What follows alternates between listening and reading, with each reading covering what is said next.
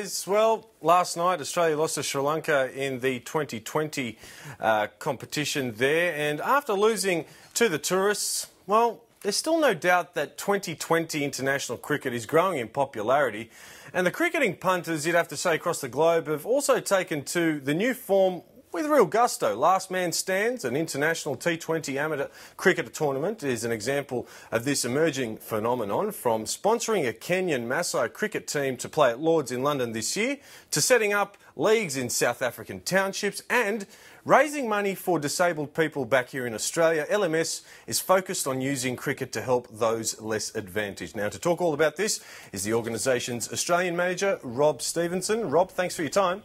Oh, pleasure. Tell us what it's all about. Basically, we set up Last Man Stands in London back in 2005. There was a lot of us that were involved in cricket, and we saw the opportunity for a new version of the game where it increased the participation of all levels, all the players at all levels. 8-a-side cricket instead of 11-a-side cricket. Just adopted 5 ball overs instead of 6 ball overs, bowling 10 overs from each end. It was around the same time that 2020 cricket was beginning to come to the fore in England.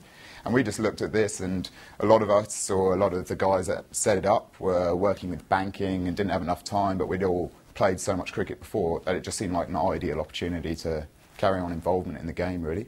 Now, tell us about the Masai Warriors and other African teams that you guys are involved with. I understand that you want to send a team to Lord's. Yeah, that's right. We all have a lot of passion for Africa in general and cricket there. We've got quite a few of us working with the comp, South Africans, not myself though, obviously.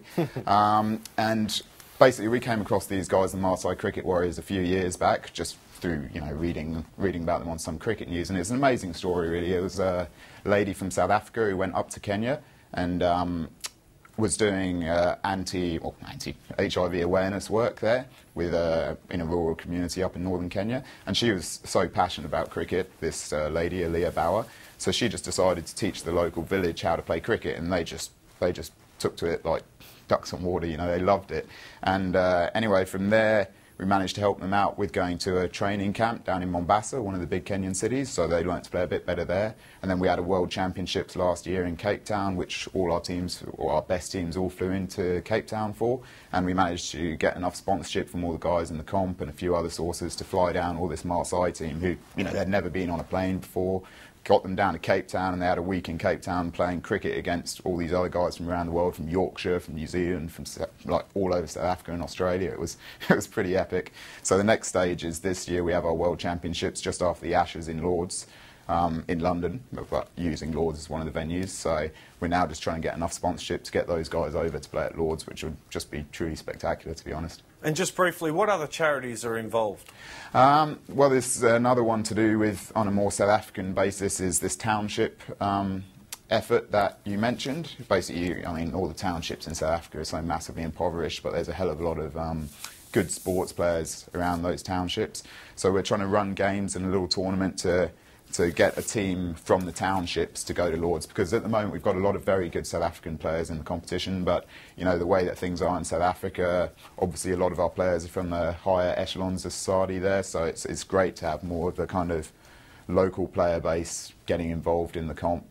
And here on a more local basis here, we're involved with a big charity called the Primary Club, and they do great work here. They help get disabled people involved in sport, help provide facilities for disabled people, blind people, all kinds of disabled people. And they've just had an event on Thursday and Friday at the SCG here, which is an annual event that they've started doing called the Marathon Cricket. So it's an opportunity for guys to just get out on the SCG for 2 days, play short format games. So we were involved in that, helping out with volunteers, but also we had a game on there, and it was just a spectacular opportunity for our guys, but also for disabled guys to get out on the SCG and play on the same turf that Steve Waugh hit his 4 to get that century that day. It's a childhood dream for everyone, really. So just tell me briefly, in wrapping up, what sort of feeling do you get when you look at their faces and the reactions? Make you feel warm? Oh, absolutely. It's great.